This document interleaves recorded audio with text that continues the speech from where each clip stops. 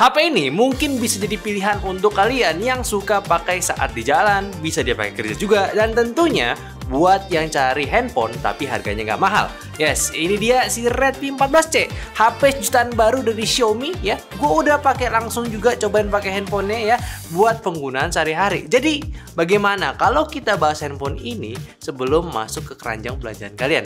Apakah handphone ini worth it? Tapi gue bosen nih review di sini terus ya, terus-terusan duduk. Kita coba kali ya ala-ala launching gitu. Soalnya ini handphone gue nggak lihat ada launchingnya gitu ya. Jadi ya kayak gini jadinya. Oke, Xiaomi diam-diam meluncurkan HP lagi, bukan 14C tapi 14C. Awas kegocek, angka sama rasanya beda. Mungkin emang Xiaomi tuh lagi baik hati aja gitu, kasih dua pilihan handphone langsung yang sangat jauh rentang harganya buat kalian yang lagi butuh HP di bulan Oktober ini. Pinter lagi, launchingnya itu pas banget di bulan September kemarin akhir-akhirnya biar pas sama tanggal gajian. Biasanya kalau launching itu harga selalu belakangan. Nih, gua duluin aja ya. Dan Redmi 14C ini lu bisa beli sekarang di harga mulai dari 1,5 juta kurang 1.000. Tapi yang gue pegang ini adalah seri tertingginya yang harganya 1,8 juta kurang 1.000. Gunain 8GB RAM dan 256GB storage-nya. Jadi sebagai HP sejutaan, apakah bisa Xiaomi mengambil hati para user-usernya untuk tetap gunain handphone Xiaomi? Kalau Redmi 13C sih gue lihat dari satu store resmi aja udah sampai 10.000 unit penjualan. Kasarnya ya, dikali aja sama harga handphonenya 1,5 juta itu di sekitaran 15 miliar. Jadi kalau dikali 5% profit hasilnya jadi. Tapi dengan harga yang sama, apa yang berubah di Redmi 14C ini? Seriuskah ada upgrade-nya? Jujur nih, kayak begini handphone ya kapan lagi kan? Nah, kalau kalian penasaran jangan lupa untuk subscribe dulu ke channel ini. Yang pasti desainnya berubah jadi style Xiaomi 14 Ultra yang kamera bumpnya ini melingkar seperti ini. Dengan setup dua kamera, satu flash di atas dan satu dekorasi di bawah. Kalau untuk warna sebenarnya warna birunya itu unik ya. Cuma yang gue pegang ini yang basic, warna hitamnya aja. Ukurannya sedikit lebih besar, jadi 6,88 inci. Pakai satu tangan sih sebenarnya masih oke. Cuma kalau buat ngetik-ngetik udah wajib pakai dua tangan lah. Tentunya dari segi bobot pun meningkat jadi 215 gram karena ukurannya membesar. Tapi tenang, dari segi ketebalannya handphone ini masih aman di 8,22 mm aja. Ya ini sih cocoknya ya, kalau udah gede nih handphonenya bisa buat gedein lagi nih tulisannya. Untuk orang yang penglihatannya udah mulai berkurang ini cocok nih. Terus dia masih ada audio jacknya, udah ada Type-C juga buat ngecasnya, dan SIM tray-nya ini nggak hybrid, bisa pasang 2 SIM card sama 1 SD card. Nah, buat layarnya masih resolusi SD+, tapi refresh rate-nya tingkat jadi 120Hz. Walaupun secara penggunaan 120Hz itu masih agak kerasa berbayang, nggak sesnappy itu, tapi tetap lebih smooth dibanding layar 60Hz nih. Sama yang penting juga, dia udah mendapatkan sertifikasi TUV Low Blue Light dan Flicker Free agar di penggunaan jangka panjang, nontonin drama TikTok gitu ya, nggak cepat pegal mata kita. Bezel belum simetris, masih agak tebal bagian bawahnya, dan kamera depannya masih water drop punya. Ya, handphone ini sih kalau dibilang mau dikomenin ya masih oke. Dan dibandingkan dengan Redmi 13C juga yang ini ya tetap lebih bagus. Paling catatan aja nih, handphone ini udah lumayan gede. Jadi yang tangannya kecil, mungkin boleh ke store Xiaomi-nya dulu buat cobain handphonenya. Siapa tahu malah kepincut Xiaomi 14T, ya kan nambah dikit. Dan jelas target dari handphone itu ya bukan untuk orang yang ngincer performance dan kamera yang super bagus, tapi emang dari harganya udah ngegambarin ini sebuah HP yang kelasnya itu baru terlepas dari kategori feature phone dan masuk ke entry level smartphone. Mungkin lu bisa manfaatin penggunaan sosial media yang lebih oke, messaging, dan juga navigasi saat di jalan. Tentunya juga buat keperluan dokumentasi aja sih ini masih sangat-sangat cukup. Makanya emang penggunaan handphone ini tuh ya cocok banget buat dipakai di luar ruangan. Jadi yaudah, jadi kita coba aja. Cobain di luar pas cuaca lagi panas ekstrim lagi ya. Itu aja gue udah keringetan banget cuy. Dan langsung aja Redmi 14C-nya gue pasang ke mounting motor. Gue agak kaget, ini gede banget jadinya. Cuma enak, layarnya lebih jelas. Pastinya gue langsung tes buat pakai GPS arahin ke tujuan gue, which is ke usaha kedua gue, yaitu bengkel AC mobil. Ya lo kalau tinggal di area Pondok Bambu, Jaktim, yang mobil AC bermasalah ya call me aja lah. Search aja Alvin AC mobil di Google, pasti ada tempat gue. Lanjut lagi ya, cek layar di bawah matahari nih. Emang sih nggak terlalu jelas karena masih IPS dan entry level juga, jadi nggak terlalu tinggi nitsnya. Tapi pas gua lihat langsung masih cukup aman. Kelihatan kameranya aja ini agak jahat emang. Kalau tes di sini pun ya layarnya masih bisa dapat di 580 lux, itu max brightness-nya pas simulasiin di bawah cahaya terang. Tapi lagi ya, ini kan HP sejutaan. Oke, selama perjalanan gak ada masalah, lancar aja. Cuma emang pengalaman pertama juga pakai handphone pasang di motor, sengaja pinjem mounting handphone juga. Ya khawatir jatuh iya, khawatir disabet orang iya banget. Ya nggak nyaman lah. So respect banget ya sama driver ojol atau orang-orang yang pakai handphone buat navigasi di motor kayak gitu. Hebat ya, hati-hati aja di jalan. Sama sorry juga ya, karena gue juga bukan motovlogger, gue nggak bisa buat footage di jalan. Jadi seadanya aja guys. Kopling juga lagi motornya. Cari momen aman juga pas rekam ya, tapi akhirnya gue sampai dengan selamat bareng handphonenya nih. Sebentar guys, si handphonenya gue baru nyampe di bengkel gue. Ini sekitar 20 menitan di jalan. Terus nih kalau lihat juga udah sampai di sini. Tadi gue juga sempat record layar ya sampai di jalan, jadi ada beberapa menit. Harusnya sih ini masih tergolong irit ya. Ini 20 menit gue jalan pakai GPS, ini internetnya juga nyala. Nanti ya, gue 4G nya jalan dari sekitar 90-an persen, sekarang 82. Ya, ini buat intensif sih bagus ya, ini bagus. Tapi emang dari segi handphone ini agak panas.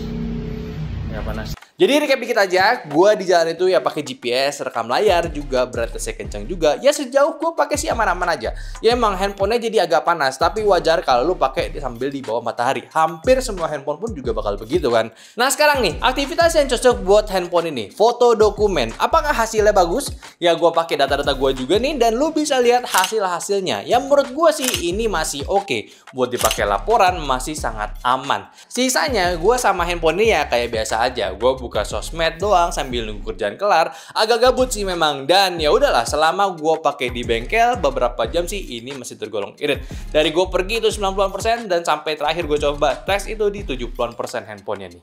Tapi ya bad news ya, ini anti goresnya kepentok nih. Untung anti gores aja bukan layarnya. Jadi ya, apa yang gue bisa simpulin dari gue pakai handphone ini? Ya pertama, handphone ini enak buat dijadiin handphone untuk lu yang sering aktivitas di luar. Memang jelas minusnya pertama itu dari layar yang belum bisa provide kenyamanan pakai di luar. Tapi di samping itu, layar yang masih cukup pelihat dan nggak bikin panas berlebihan karena nggak ngegas super terang. Harganya juga tergolong sangat terjangkau, mungkin bisa di opsi kalian kalau mau punya handphone kedua buat penggunaan sejenis. Atau ya digunakan sebagai handphone utama dengan fitur-fitur yang masih oke juga. Nah, gimana soal performance-nya? Redmi 14C ini menggunakan chipset MediaTek Helio G81 Ultra, yang mana ini chipset recycle-nya dari G80 yang setara mirip kayak G85 juga, jadi mau dibilang downgrade pun enggak juga.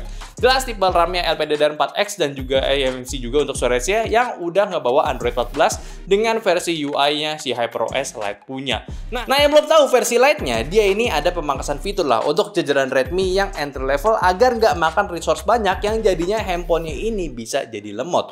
Rasa gunain itu masih ada rasa-rasa MIUI-nya juga lah, tapi secara pembeda jelas lebih fresh karena ada aspek HyperOS pun tetap banyak di handphone ini. Dan tenang aja, karena dapat RAM yang lumayan besar, dites untuk switching apps langsung pun nggak masih kerasa untuk harus load ulang tiap ganti aplikasi. Nggak ada iklan pop-up juga, cuma bloatware aja yang masih ganggu. Itu pun masih bisa dimatiin. Lalu secara performance ya memang clutch entry 260 ribuan di Antutu, Geekbench di 400-an single, 1300 multi, dan 3D Mark slingshotnya di 1600-an, dan Wild Cafe itu di sekitar 600 poin.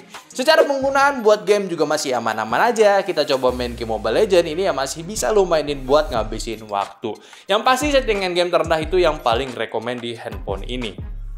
Dan untuk kameranya juga sama, gunain kamera utama resolusi 50 megapiksel dengan kamera 2 megapiksel depth ya. Lalu di depannya dia ada 13 megapiksel untuk kamera depan. Hasilnya sebenarnya lihat harganya lagi, masih oke lah untuk di harganya. Nggak banyak komen juga, yang penting kalau bisa dipakai buat foto dokumen, buat share laporan kerjaan, gua rasa ini udah lebih dari cukup. Kan artinya juga kalau dipakai foto potret orang-orang ya, foto potret orang maksud gua, itu masih bagus. Rekaman video juga standar banget ya, jelas resolusi Full HD 30 fps aja tanpa stabilizer, jadi ya masih buat asal rekam sih ya oke-oke aja lah. Ya terima kasih untuk Bung Aldi ya, sudah melaporkan dari studio. Sekarang giliran gua sedikit ngobrol soal kamera depannya si Redmi ini. ya seperti biasa kalau udah sejutaan sudah pasti bergetar jiwanya. Cuman satu hal yang bisa gua note adalah gue pikir karena SoC-nya rada-rada turun ya, tapi mikrofonnya masih bisa dijaga dengan baik gitu. Ini lumayan berangin nih. Ya lu dengar gak sih? Brrr, gitu ya. Dan ya udah masih bisa ke pick up suara dengan baik sih. Jadi kalau buat kerja report masih aman-aman aja gitu loh. Tapi gimana ya kira-kira kalau misalnya gua ke jalan raya, jadinya kayak begini. Ya, satu hal lagi yang bisa gue notice adalah layarnya masih kelihatan. Ini penting buat lo yang beli HP ini buat kerja gitu ya.